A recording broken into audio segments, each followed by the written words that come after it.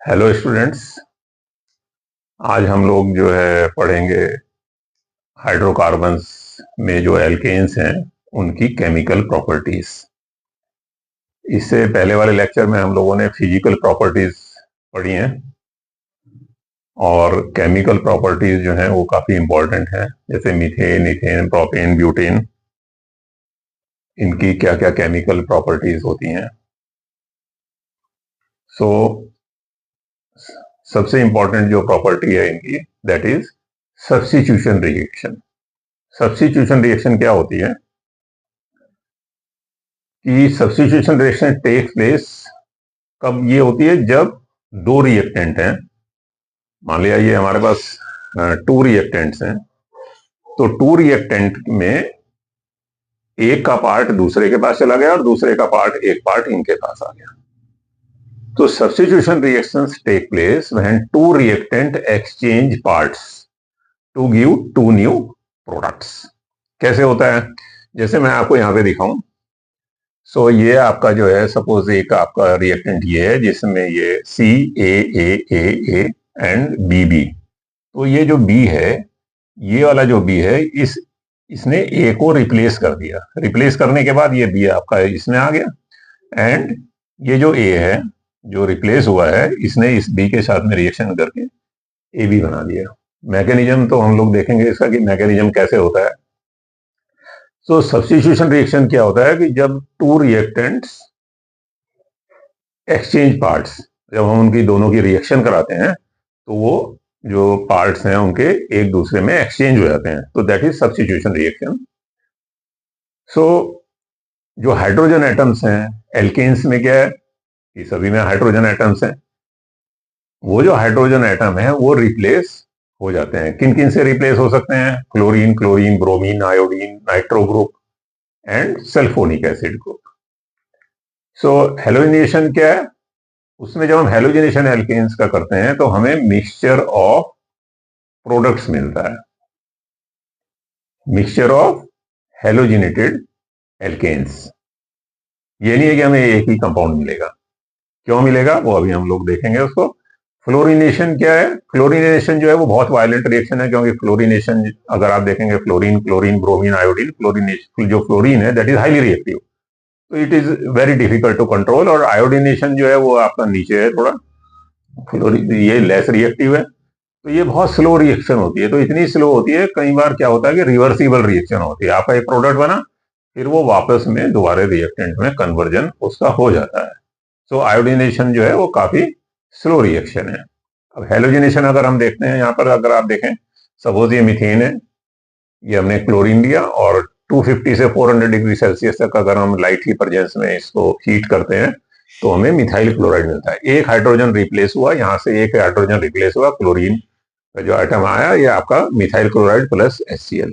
तो again reaction continuous जो है, क्योंकि हमने अभी बताया आपको कि इसमें मिक्सचर ऑफ हेलोजिनेटेड प्रोडक्ट्स मिलते हैं, तो ये फिर आपका डाइक्लोरोमीथेन, एक हाइड्रोजन और रिप्लेस हो गया, देन एक हाइड्रोजन और रिप्लेस हुआ, ट्राइक्लोरोमीथेन और chloroform, and this is carbon tetrachloride और टेट्राक्लोरोमीथेन। तो अगर हम रिएक्टिविटी की बात करते हैं तो फ्लोरीन जो है दैट इज हाईली रिएक्टिव, उसकी रिएक्शन काफी वायलेंट रिएक्शन होती है, तो इसलिए नॉर्मली इसको नहीं किया जाता है। And these are chlorine, bromine जो है ये सेफ है रिएक्शन करने के लिए। एंड आयोडीन बहुत स्लो रिएक्शन है, ये रिवर्सिबल में हो जाती है।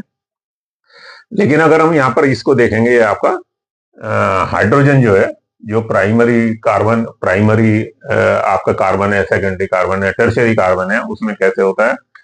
उसमें क्या है कि जो आपका टर्शियरी है it is highly reactive and then secondary then primary. कैसे होता है? अब प्राइमरी, सेकेंडरी, टर्शियरी क्या क्या होते हैं, जैसे आप ये देखेंगे, सपोज ये है हमारे पास, ये कार्बन है यहाँ पर, तो ये जो कार्बन है, दिस कार्बन, अगर ये केवल एक ही कार्बन से जुड़ा हुआ है, ये कार्बन जो है केवल इस कार्बन से जुड़ा हुआ है, so this is primary carbon atom. बाकी देखोगे यहाँ पे हाइड्रोजन से जुड़ा हुआ है। लेकिन ये वाला जो कार्बन है, this carbon is attach to two carbon. एक कार्बन ये है, एक कार्बन आपका ये है। तो यहां पर क्या होता है? दिस इज, क्योंकि this carbon is attach to the two carbon atom, so this is the secondary. ठीक है। और अगर ये वाला जो कार्बन है यहां पर भी हम H को रिप्लेस करके एक हमारा यहाँ पे एक C और आ जाए, कार्बन आ जाए, फिर यहां पर जो है आपका ये, तो ये जो है आपका फिर this is tertiary. So now ये जो कार्बन है ये आपका टर्शरी हो जाता है, क्योंकि this carbon is attach to 1 2 3 carbon atom. So ये हम बाद में भी एक लेक्चर लेंगे इसके ऊपर कि इनकी जो रिएक्टिविटी है वो क्यों ऐसा होती है, टर्शरी कार्बन एटम क्यों हाईली रिएक्टिव है, सेकेंडरी कार्बन एटम है, then primary carbon atom. So ये हमारे पास जो प्रोडक्ट्स हैं ये आपको ऐसे मिले हैं। देन आप देखेंगे reaction with chlorine with isobutane. अगर हम आइसोब्यूटेन की बात करते हैं तो दिस इज आइसोब्यूटेन। अगर हम इसको हीट करेंगे तो हमें क्या मिलेगा, isobutyl chloride, 1 chloro 2 methyl propene. तो यहाँ पर देखिएगा 1 2 3, तो ये बेसिक जो आपका लॉन्ग चेन है वो यही है, और जहां पर क्लोरीन है वहां से हमने नंबरिंग इसमें स्टार्ट करी है। तो this is 1, this is 2, this is 3, 1 chloro. So 1 position पर दिस कार्बन पर जो है क्लोरीन अटैच है, this is 1 chloro 2 methyl, 2 position पर मिथाइल है, and propane it is the basic chain है आपकी। प्लस हमें क्या मिलता है, टर्शरी ब्यूटाइल क्लोराइड। तो ये भी जो है ये वाला हाइड्रोजन भी यहाँ पे रिप्लेस हो जाता है। सो CH3 CH3 Cl and CH3, 2 chloro 2 होता है, 1 2 3। तो 2 पोजिशन पे क्लोरीन, 2 पोजिशन पे methyl, so 2 chloro 2 methyl and propene. So propene क्यों है, क्योंकि 1 2 3 3 इसमें कार्बन है। तो यहां पर भी हमें क्या है कि मिक्सचर ऑफ हेलोजिनेटेड हमें जो है वो एल्केन्स हमें मिले हैं। सेकेंड रिएक्शन है combustion and pyrolysis of alkanes. Combustion क्या होता है, ये क्या है, थर्मोकेमिकल रिएक्शंस हैं, इसमें हम जो है उसको बर्न करते हैं। कंबस्टन क्या है, एक्सोथर्मिक रिएक्शन है, उसमें काफी हीट आपका जो है इवॉल्व होती है, लाइट निकलती है, and combustion occurs in the presence of oxygen. बिना ऑक्सीजन के जो प्रेजेंस है उसमें अदर टाइप की रिएक्शन होती है, वो अभी हम देखेंगे।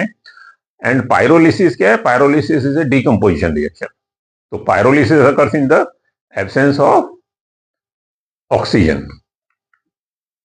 For example combustion of alkanes, ये हमारा जनरल फॉर्मूला है एल्केन्स का। अगर हम एक्सेस ऑक्सीजन लेंगे, इसको हम फिर बर्न करेंगे, तो बर्न करने पर क्या हुआ, carbon dioxide and water, and heat of combustion हमारी जो है वो काफी ज्यादा इसमें रिलीज हो जाती है। What is heat of combustion, the amount of heat release when A compound Burns completely in the presence of oxygen. तो कितना अमाउंट ऑफ हीट जो है उसमें रिलीज होती है जब हम उसको बर्न करते हैं। जैसे हमारा एलपीजी, अगर आप देखेंगे तो एलपीजी को हम ऑक्सीजन की प्रेजेंस में, जो हमारे घरों में एलपीजी गैस यूज होती है उसमें एल्केन्स हैं, तो उसको जब हम बर्न करते हैं तो ऑक्सीजन की प्रेजेंस में बर्न करते हैं, उसमें कितनी ज्यादा हीट आती है। सिमिलरली ये आपका जो है C5H12, इसको अगर हम बर्न करेंगे ऑक्सीजन की प्रेजेंस में, तो यहाँ पर इतनी हीट रिलीज होती है, and carbon dioxide and water जो है ये आपका बनते हैं। सो इन एन इंजन और furnace when alkane is used as a fuel, अगर हम किसी इंजन में या किसी फर्नेस में यूज करेंगे तो क्या होगा, वहां पर क्या है कि कार्बन डाइऑक्साइड एंड वाटर जो है वो फॉर्म बनेंगे as a by product, and a large amount of heat is release. जैसे मीथेन को अगर हम यहाँ पे बर्न करेंगे तो carbon dioxide and water and large amount of heat is release. Now the pyrolysis of alkanes, alkanes को जब हम बर्न करते हैं टेम्परेचर 400 to 600 डिग्री, मतलब एक हायर टेम्परेचर पे हम उसको बर्न करेंगे विद और विदाउट कैटालिस्ट की प्रेजेंस में, या तो हम कैटालिस्ट लें या विदाउट कैटालिस्ट लेंगे, तो हमें स्मॉलर एल्केन्स भी मिलते हैं और हमें एल्कीन्स भी मिलते हैं। Now the combustion reaction, combustion क्या होता है, क्योंकि जब ये लार्ज अमाउंट ऑफ जो हीट जो है उसको रिलीज करते हैं, तो एल्केन्स कहां पर यूज होते हैं, एज ए फ्यूल। अभी हम लोगों ने देखा कि कंबस्टन क्या होता है, पायरोलिसिस क्या होता है। तो जब हम उसको इनकम्प्लीट का अगर हम कंबस्टन करेंगे, तो एक तो आपने है कि उसको कंप्लीटली बर्न कर दिया, एक अगर हम इनकम्प्लीट कंबस्टन करते हैं उसका, एल्केन्स का, और उसमें जो ऑक्सीजन की सप्लाई है वो कम करेंगे, जितनी उसकी रिक्वायरमेंट है उसको उतनी नहीं देंगे, इनसफिशिएंट अमाउंट ऑफ एयर और dioxygen, carbon black is form. उस पोजीशन पे यहाँ पे कार्बन ब्लैक हमारा बनता है। और ये कार्बन ब्लैक जो है आपका ink, printer ink, black pigments and filters में ये यूज होता है। सो कंट्रोल्ड ऑक्सीडेशन, अभी तक हमने क्या किया कि हमने उसको बर्न कर दिया ऑक्सीजन की प्रेजेंस में, लेकिन अगर हम कंट्रोल्ड ऑक्सीडेशन करेंगे तो क्या होता है? Alkanes on heating with a regulated supply of dioxygen और air at high pressure in the presence of suitable catalyst, a variety of oxidation products are formed. For example, अगर आप देखेंगे यहाँ पर मीथेन ऑक्सीजन, अगर हम यहाँ पर ये आपका कैटालिस्ट लिया 523 एंड 100 एटमॉस्फेरिक प्रेशर पे, अगर हम इसको मतलब रेगुलेटेड सप्लाई ऑक्सीजन की जो मात्रा है वो एक निश्चित हम उसमें भेजेंगे तो हमें मेथेनॉल मिलता है। लेकिन सेम अगर हमने यहाँ पे ये कैटालिस्ट को चेंज कर दिया तो हमें ये मेथेनल मिलेगा, जिसको फॉर्मल्डिहाइड बोलते हैं। एंड अगर हमने इथेन मॉलिक्यूल लिया यहाँ पर और ऑक्सीजन की प्रेजेंस में ये हमारा जो है मैग्नीज एसीटेट हमने लिया, तो यहाँ पर हमें एथेनोइक एसिड जो है हमें मिलता है। तो अब आप यहाँ देखें कि हमने जो है रेगुलेटेड सप्लाई ऑफ ऑक्सीजन, अगर हम उसको सप्लाई करते हैं कंट्रोल्ड वे में सप्लाई करते हैं तो कंट्रोल्ड ऑक्सीडेशन उसका होता है, और सुटेबल कैटालिस्ट की प्रेजेंस में हमें डिफरेंट प्रोडक्ट्स मिलते हैं। तो अगर हमने कॉपर के साथ, तो ये डिफरेंट डिफरेंट आपके हैं। सेम चीज मेथेनॉल, यहाँ पे मेथेनॉल दे रहा है, यहाँ पे मेथेनॉल दे रहा है, और यहाँ पर इथेन जो है हमें वो एथेनोइक एसिड दे रहा है, जो कि एसिटिक एसिड भी जिसको हम कहते हैं। लेकिन जो ऑर्डिनरी जो एल्केन्स हैं नॉर्मली जो वो रेसिस्ट करते हैं ऑक्सीडेशन को, लेकिन जो टर्शरी हाइड्रोजन एटम जिनमें होता है उससे क्या होता है, वो कॉरेस्पॉन्डिंग एल्कोहल्स में कन्वर्ट हो जाते हैं। फॉर एग्जांपल ये टर्शरी हाइड्रोजन एटम है, तो यहाँ पर क्या है, KMnO4 की प्रेजेंस में अगर हम ऑक्सीडेशन करेंगे तो ये 2 मिथाइल प्रोपेन 2 ऑल हमें मिलता है। 2 मिथाइल प्रोपेन से 2 मिथाइल प्रोपेन 2 ऑल, तो ये आपका जो है ये COH में ये कन्वर्जन इसका हो जाता है। आइसोमेराइजेशन क्या है, जब हम उसको हीट करते हैं एल्केन्स को on heating in the presence of anhydrous aluminium chloride. Anhydrous aluminium chloride means कि एल्यूमिनियम क्लोराइड में कोई भी वाटर का मॉलिक्यूल नहीं है, बिल्कुल ड्राई कंडीशन में है। अगर हम एल्यूमिनियम क्लोराइड लेते हैं और उसके अंदर थोड़ा सा भी हमने एक ड्रॉप भी अगर हम वाटर का ऐड करेंगे तो एकदम से फ्यूज हो जाता है। सो यहाँ पर हम एनहाइड्रस एल्यूमिनियम क्लोराइड लेते हैं जिसमें कि वाटर बिल्कुल भी नहीं है, एंड हाइड्रोजन क्लोराइड गैस लेंगे तो वो आइसोमराइज हो जाता है। तो उसमें क्या होता है, ब्रांच चेन एल्केन्स, जो नॉर्मल एल्केन्स हैं वो ब्रांच चेन एल्केन्स में कन्वर्ट हो जाता है। So along with major products हमें माइनर प्रोडक्ट्स भी उसमें बनते हैं, लेकिन माइनर प्रोडक्ट्स को हम नॉर्मली जो है ऑर्गेनिक रिएक्शन में उनको रिपोर्ट नहीं करते हैं। सो आइसोमराइजेशन कैसे होता है, सपोज हमने हेक्सेन लिया CH3 CH2 4, मतलब CH2 CH2 CH2 CH2 then CH3। अगर हम इसमें एनहाइड्रस एल्यूमिनियम क्लोराइड लिया देन HCl लिया, तो ये हमारा क्या बना, ये हमारा आपका 2 मिथाइल पेंटेन। तो ये देखिए आपका ये इसका जो है हेक्सेन से ये पेंटेन बन गया, मतलब बेसिक तो चेन पेंटेन है 1 2 3 4 5, क्योंकि यहाँ पर 2 कार्बन है, CH2 होल ट्वाइस है, तो ये मैंने अलग से भी इसको दिखाया है 3 4।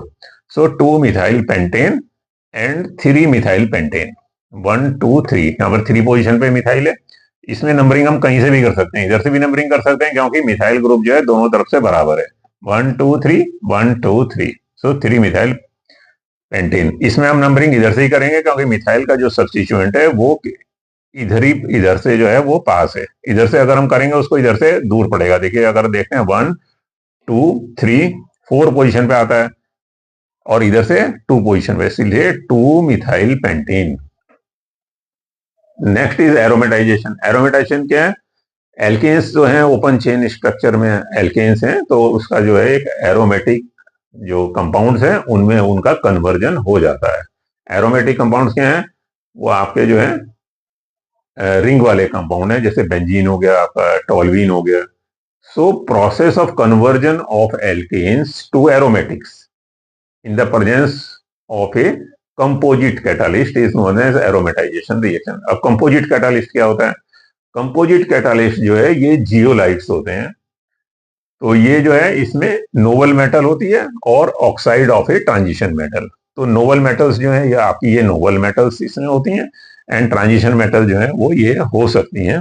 और जियोलाइट में भी है मीडियम और लार्ज पोर जियोलाइट। तो जियोलाइट में क्या होते हैं, काफी सारे होल्स होते हैं, पोरस होता है। तो इस ये आपके पास एडिशनल इंफॉर्मेशन है जियोलाइट की। Zeolite is an inorganic molecule consisting of a base matrix of aluminosilicates arranged in a three dimensional crystal. तो जियोलाइट का कुछ शेप इस टाइप से होता है जिसमें ये पोर्स होते हैं। तो ये थ्री डायमेंशनल क्रिस्टल में होता है। Zeolites originally are crystalline aluminosilicates containing pores and cavities. Pores होते हैं उसमें एंड कैविटीज होती हैं। एंड अगर हम सिंपल वर्ड की बात करेंगे तो it refers to any silica based crystalline microporous solid. तो इसमें ये कैविटीज होती हैं। So they are constructed from corner sharing tetrahedral atom. जैसे सिलिकॉन हो गया, एल्यूमिनियम, मतलब अगर टेट्रा कॉर्नर में जो है आपके ये एटम्स होते हैं with oxygen atoms that bridge the tetrahedral atoms, and these atoms may be replace by other atom. ये भी रिप्लेस कर सकते हैं इसको, जो आपका सिलिकॉन एल्यूमिनियम है, अभी हमने पहले भी देखा था। सो ये एटम इनको रिप्लेस कर सकते हैं। They have high ion exchange capacity. उनकी जो जियोलाइट्स की है उनकी high ion exchange capacity due to charge excess is inherent in their, क्योंकि उसके अंदर चार्ज बहुत ज्यादा होता है। सो एरोमेटाइजेशन, जब हम एल्केन्स को अगर हीट करेंगे 773 केल्विन पर 10 से 20 एटमॉस्फेरिक प्रेशर पर in the presence of oxides of vanadium, molybdenum और क्रोमियम सपोर्टेड ओवर एल्यूमिना, तो हमें क्या होता है, वो बेंजीन में कन्वर्जन उसका हो जाता है। और उसके जो होमोलॉग्स हैं, बेंजीन के जो अदर जो होमोलॉग्स हैं, वो भी उसमें वो उनका कन्वर्जन हो जाता है, किसका, एल्केन्स का। तो this is known as aromatization. कैसे होता है, सपोज ये आपका जो है आपका this is hexane CH3 CH2 CH2 CH2 CH2 CH3। तो यहां पर आप देखेंगे 1 2 3 4 5 6 इसमें कार्बन है। ये एन हेक्सेन को हम ऐसे भी लिख सकते हैं। अब ये रिंग नहीं है क्योंकि ये देखिए यहां से ओपन है, लेकिन अगर हम इसको जो है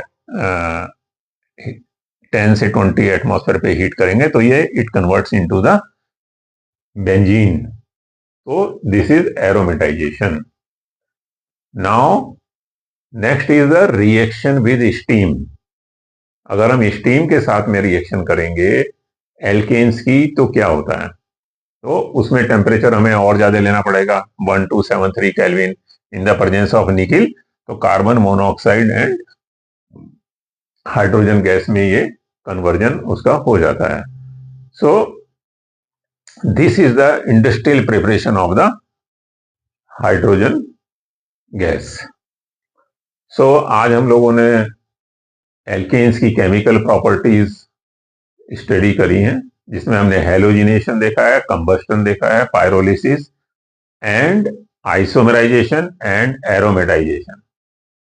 नेक्स्ट लेक्चर जो होगा हमारा वो हेलोजिनेशन का जो है मैकेनिज्म कैसे होता है वो हम उसको स्टडी करेंगे, क्योंकि हमें जो डिफरेंट प्रोडक्ट्स मिलते हैं वो किस टाइप से मिलते हैं।